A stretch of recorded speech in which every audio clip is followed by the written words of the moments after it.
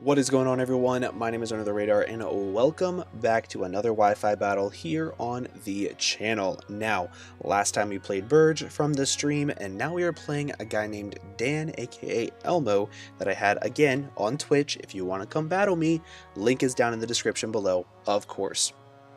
So, you guys should already know the team. It's the same team I used before, and Dan is deciding to bring a Toxapex Tapu Bulu, best Tapu in my opinion. He's bringing a Mudsdale, Mega Metagross, obviously it's Mega, and he's also bringing a Alolan Ninetales and an Incineroar. Biggest threats on his team, I think, is actually the Mudsdale. I don't have much that wants to take an Earthquake on this team. I have 3 weaknesses and 3 neutral hits to it, so very, very good Pokemon in this game. I also think Mega Metagross is a little bit of a challenge for this team, because since my Marowak is offensive, I'm actually not able to switch into it very well. Aside from that, I think I can handle Tapu Bulu decently well. I have Marowak, which if it is like a max HP choice band set, I can outspeed it and I can OHKO it, so I definitely think I have answers for it. The biggest threat to his team, however, I think is actually going to be Marowak. It's either going to be Marowak or Xurkitree. If I can weaken the Tapu Bulu, and if I can get rid of the Mudsdale early on, Xurkitree has a really good time with his team, and I kind of went into this game knowing that. But with that being said, guys, let's go ahead and hop right into the battle. Alrighty, so Dan is going to be my opponent for this battle, as I said before, and I am going to lead off with my Focus Sash Mamoswine, as I normally should, and he's going to lead off with his Toxapex. Now, I have a very interesting thing to do here. I can either A, get up rocks for free, or I can click Earthquake and I can get off a lot of damage on this thing. Rocks are a little bit more important to get damage on that Incineroar and the Ninetales. He's going to set up a Toxic Spikes, not the end of the world. I do have a Toxapex of my own to get rid of them, so I'm really not super worried about it. Right here, I am in fact going to go for the Earthquake. It's going to do a metric crap load of damage to this stupid Toxapex, and now he cannot switch in on Rocks plus another move unless he has Regenerator. He's going to go for the Scald right here, does not get the burn, which is very helpful.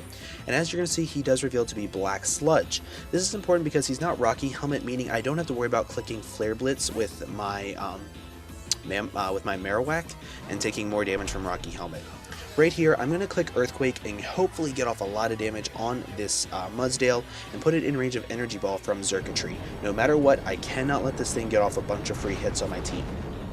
As you're going to see, Earthquake did a lot of damage, and he's going to get the Stamina boost. Now, if this is the Rest Talk set, I'm in a little bit of trouble because he can rest up right here for free, but I do have to attack this thing until he kills me. I do go for the second Earthquake, and it puts him down to about 10%, maybe even like 7%.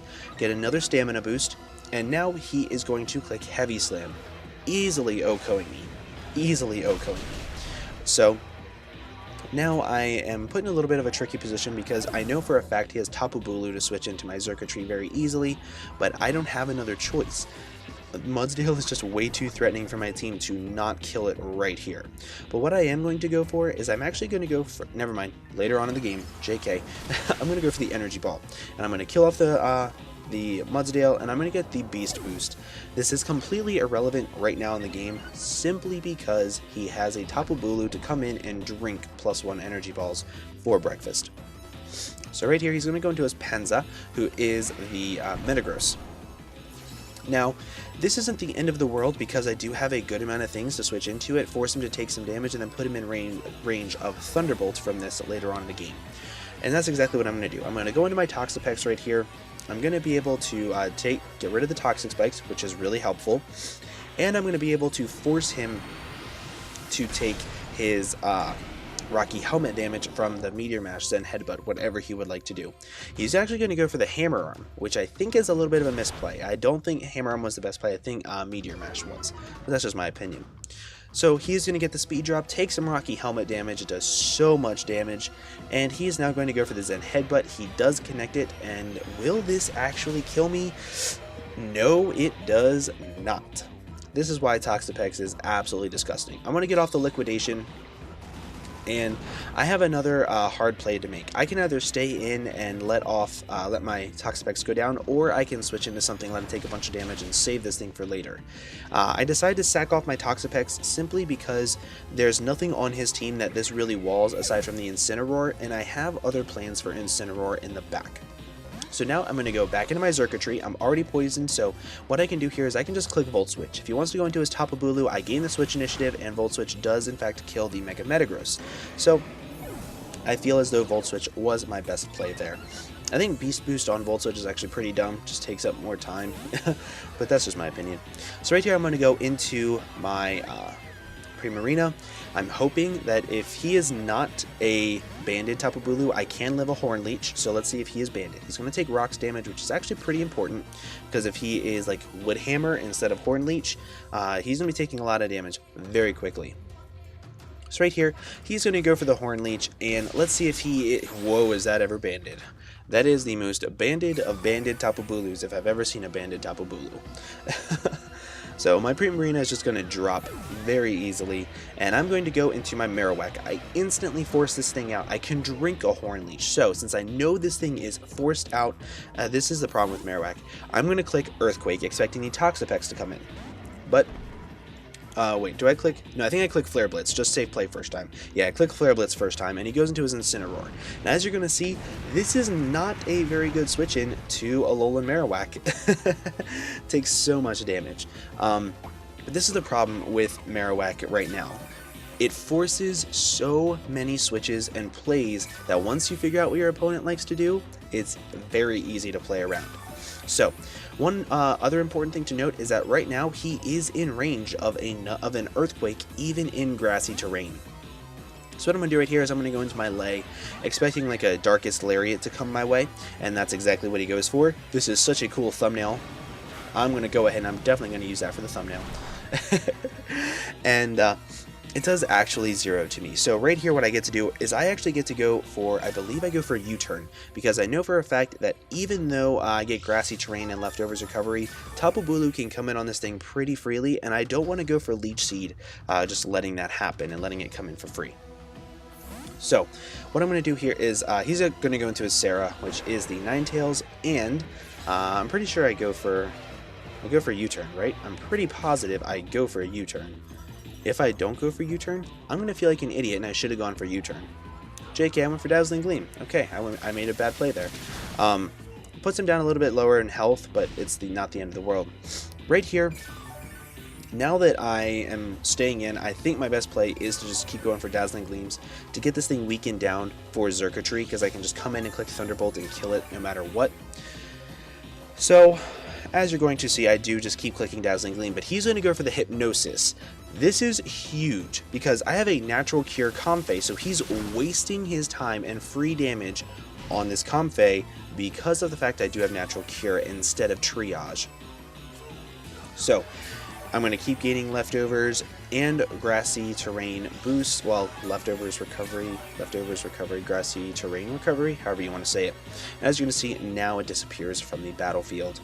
So, the big portion right here is that he is going to hit the Hypnosis on the second time, and I have to hope that I get a first turn Wake Up. I have to hope, otherwise this thing can nasty plot up to like +6 and do some decent damage to my team. Well, not really, because I can always go into Circuitry and kill it later on, like right after this, but I still want to have Comfey around and healthy to help take on the, whatchamacallit, the Incineroar. He is in fact going to nasty plot up, and I figured I would try one turn, burn the mandatory one turn of sleep, but I get the first turn Wake, I get off the Leech Seed, which is absolutely amazing, and now this thing is going to be extremely weakened, because I'm going to be getting some Leftovers Recovery and Leech Seed Recovery, and I can live a +2 Ice Beam from this thing, because I will be at pretty much full health, if not all the way at full. Yeah, I'll be at full health. I can live a +2 Ice Beam from this thing and take it out with a Dazzling Gleam. That first turn Wake was super crucial to this entire game. He's going to go for the Ice Beam, and as you're going to see, I do in fact live it, not well, but I live it like, 33, that's like what, 20%? That's a pretty good hit. So I'm going to go for the Dazzling Gleam, and I'm going to take out this Alolan Ninetales. Massive victory right there. The unfortunate part is now he gets to go right into his Tapu Bulu, and this is where I have to make some big boy panty plays. What I'm going to do here is I'm going to sack off my Comfey, and then I'm going to go into my Alolan Marowak. I'm going to kind of sort of explain to you guys the way I thought this game out. I'm going to go to my Alolan Marowak. Because I know it forces switches, he still has his Toxapex, I'm going to click Flame Charge. I will outspeed the Bulu, I will outspeed the Incineroar, and after the Flame Charge, I will be able to kill the Toxapex with a Shadow Bone. This is what I mean by Alolan Marowak forces, switches, and plays. As you're going to see, he does withdraw, and he is going to go into his Toxapex, so I get up this Flame Charge for free, and now I get to outspeed his Incineroar. You're going to see that he's going to take rocks, plus this Flame Charge damage. Even the Black Sludge recovery will not save him at this point in time. Even that Flame Charge did so much damage. So, right here, I'm actually going to get some Grassy Terrain recovery, he's going to get some Grassy Terrain recovery, and now we get to finish up this game with a +1 speed Alolan Marowak. I'm going to go for the Shadow Bone. It's my best play at this point in time, so I don't risk the Grassy Terrain weakening Earthquake, and I do in fact kill the Toxapex with the Shadow Bone. Now, as I said before, his Incineroar is in range of an Earthquake even in Grassy Terrain, so he's going to go into his Incineroar, and he's going to take rocks damage, easy in Earthquake damage. Earthquake in Grassy Terrain does about 53% to Incineroar with the Thick Club Jolly Max Speed Marowak. I kind of sort of stuttered right there. I do apologize. So now that this thing is down, I have a very easy kill to pick up with a Alolan Marowak, clicking Flare Blitz against my favorite Tapu of the generation. All he has left is this Tapu Bulu. That's all he has left, and I'm going to get to fire off a massive, hard-hitting Flare Blitz. And let's watch this health go down. Bop.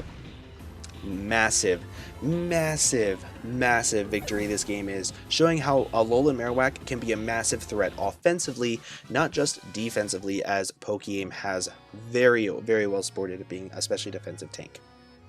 But guys, that was the game. I hope you guys did enjoy. If you did, make sure you leave a like down below for me and a comment letting me know what mods you want to see me use on Wi-Fi. I would greatly appreciate it. Also, make sure you go down to the description, find my Twitch, find my Twitter, follow me on both of those, and you'll be able to come out to my streams as well. I want to thank you guys again so much for watching, and I hope you guys have an absolutely fantastic day. Bye-bye.